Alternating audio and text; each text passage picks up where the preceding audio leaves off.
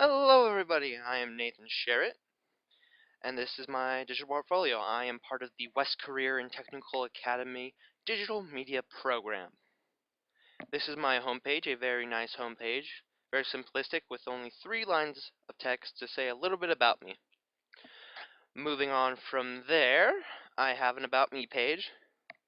My About Me page goes over a nice little paragraph of information about me, things I like to do, things that I like to study in, kind of genres that I like to work in.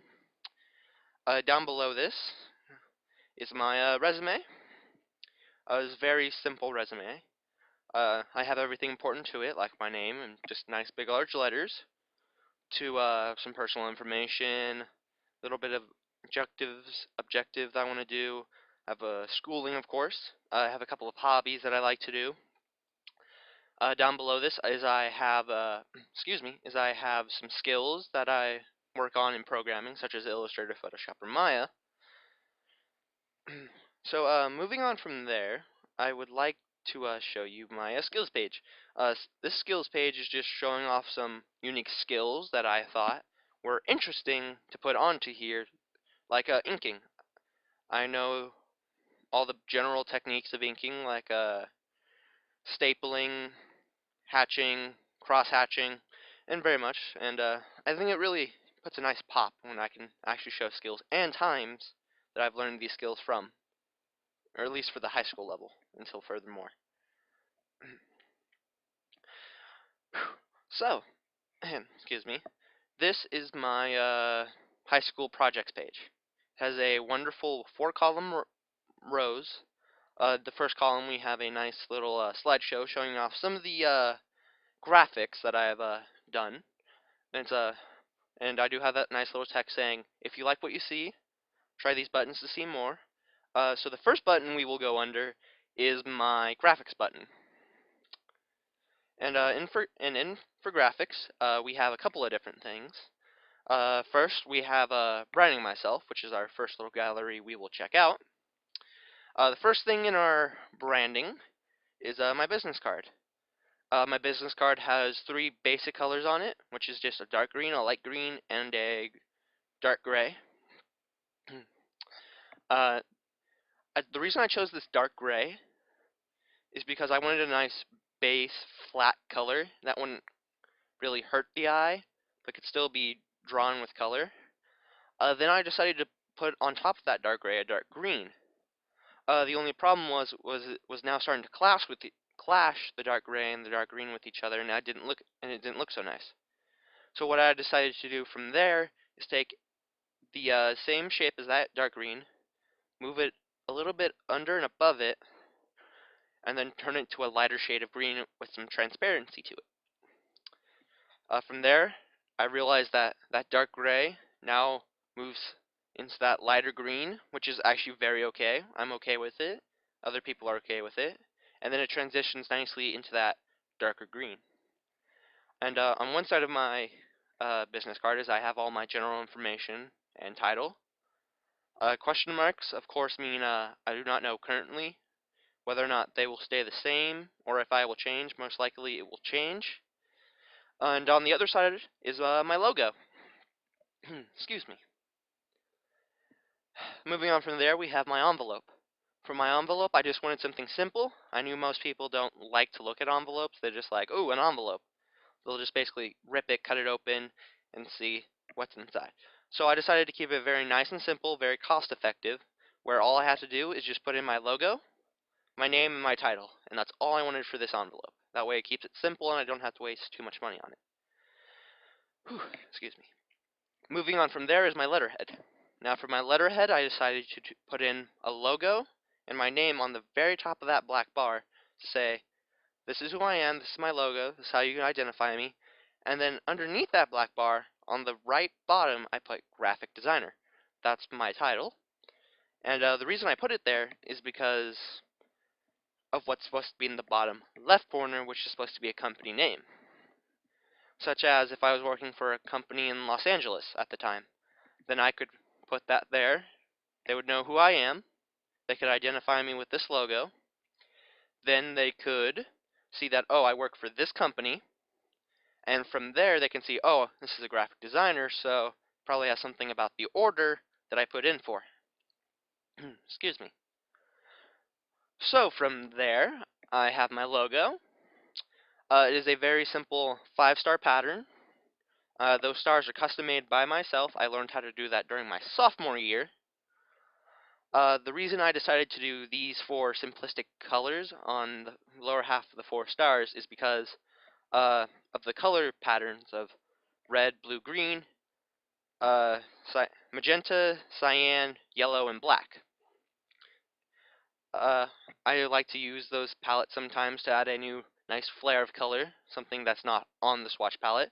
But also the reason why my in my top star is gray is because I like to see that as myself, as I can be recolored, I can be rechanged, I can do all these sorts of things.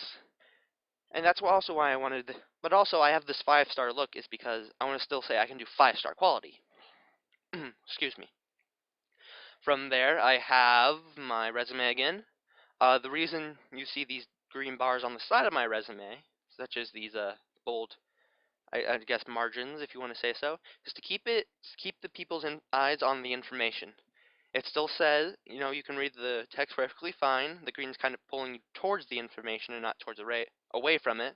The green's just kind of say, ooh, what nice, and then you go straight into the information.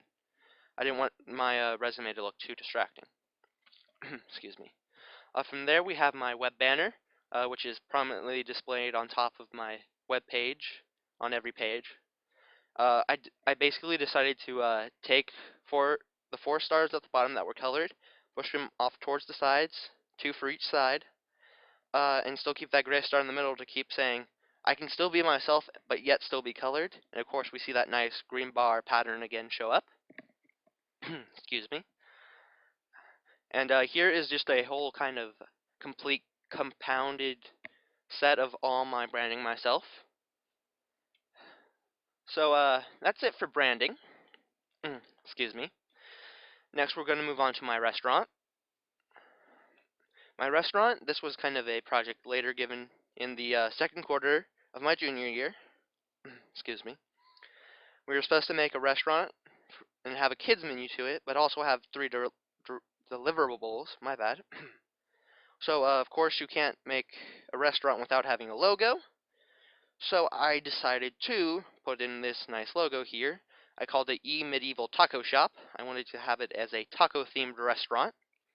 Excuse me. So, the swords that you see are using gradients, and so are the little nice buttons, using the same gradients, just reverse for the buttons. I do have that nice, wonderful taco above the cross swords, almost giving you that same feeling of seeing that helmet above the 2 cross swords. From there, I decided to add little straps onto the swords. That way, there'd be friction to holding it. That way, it looks like it could be a real sword, possibly. Interesting fact about these swords is that the actual hilt of the sword is made out of a T, while the actual blade of the sword is made out of an I, out of text. So moving on from there, we actually have now the kids menu. I wanted this to be a fast food place where you could easily grab some stuff and go. So I decided to put up 5 primary items and 3 secondary not so important items. Of course, our top 3 choices are tacos. We have 2 American style of taco and 1 Mexican style of taco. The 2 American styles, of course, being beef and chicken, while the Mexican style, which was the original style, was fish. But of course, tacos aren't everything, so I decided to add a bean burrito on there for kids who like beans and sauce and all these great things. But of course, I know not everybody likes tacos or burritos, so I added a quesadilla for just some nice, wonderful, nice pace change. I also added where you can come in beef or chicken. I also added 3 secondary items that aren't so important for kids who don't like Mexican food. I added taco-shaped chicken fingers, hamburgers, and hot dogs. Excuse me. So this is my napkin. It is a very simple yellow and brown napkin with the logo in the corner. The reason that is because I know I have a bunch of napkins in my car that I use for emergency tissues. So I decided to keep that out there That way when people sneeze their nose into this, they'll be like, ooh, what a weird napkin. Where'd you get this from? Excuse me. So next thing I want to show is my Wordle. Now, I chose this Wordle not for the words inside of it, but more for the artwork around it. Most people, when they look at this, they just say, oh, it's just made out of a bunch of triangles, which, yes, of course it is, but there was a lot more steps involved than just the triangles. So that's why I decided to put this Wordle on here. Excuse me. My next project is a newer project. These are still very early, kind of early to mid finished drafts, and that are still waiting for my client, my friend, to approve and make comments on. These are military badges that he's going to use in his shop. So right here is where we have a 1-star badge used for 1-star customers. I decided to keep this very simple, very light. I decided to keep it with a nice X to say, I'm a 1-star customer. I still get this nice recommendation with the 1-star and with the X that I'm a 1-star customer. That green in the background is a custom green I decided to make. This is the 2-star. I decided to have a dual ring to upgrade from the X, make it look a lot nicer, make it look still a lot. It's still got to be simple because this is only still a 2-star client. But excuse me. But I still wanted to make it look nice. This is the 3-star badge where I just have it make it look like 3 separate boxes stacked on top of each other. I use this by using the shape tool in one of the selected shapes inside, then pathfinder them together to make the shape. I really liked it. The person that was next to me when I was working on this really liked it as well, and so I decided to keep it this way. From there we have the 4-star badge. This was made by using the rounded edge rectangle tool, putting that into a backwards 4, combining that with pathfinder, and then just placing them all around until I got this pattern.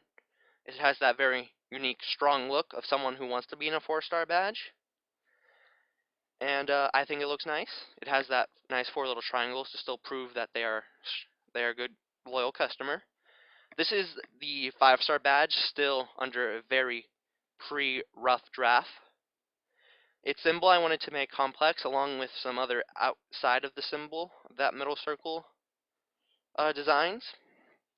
So unfortunately, there's only this for right now, but I still think it looks good. There's still probably more changes that could be done to this.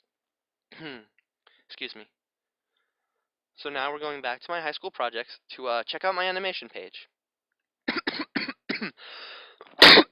Oh, excuse me. So this is my animation page. This is where I've done some animations during my junior year, and I'm very proud to have most of these. Most of them are in Maya. There is one that is hand-drawn, which is my optic toy here. I do have a couple of animations, such as morphing, or even a sound animation where I made my own music. But then later in the second quarter of my junior year, we got introduced to Cinema 4D. And here are 2 really good examples that I had of Cinema 4D. Cinema 4D when I was messing around. They looked very nice, so that's why I put them up here. Excuse me. And then heading back to my high school projects, I have this web page. It has nothing in it right now. That's because I want to take web my senior year. And of course, I still have college projects, but those won't be done until a lot later. So if you would ever like to contact me, I have this wonderful button up here where it says get a hold of me, where you can easily contact me. Or if you want more details or your name put down, I have this wonderful contact page that links up to my email. So I would like to thank you all for watching, and have a nice day.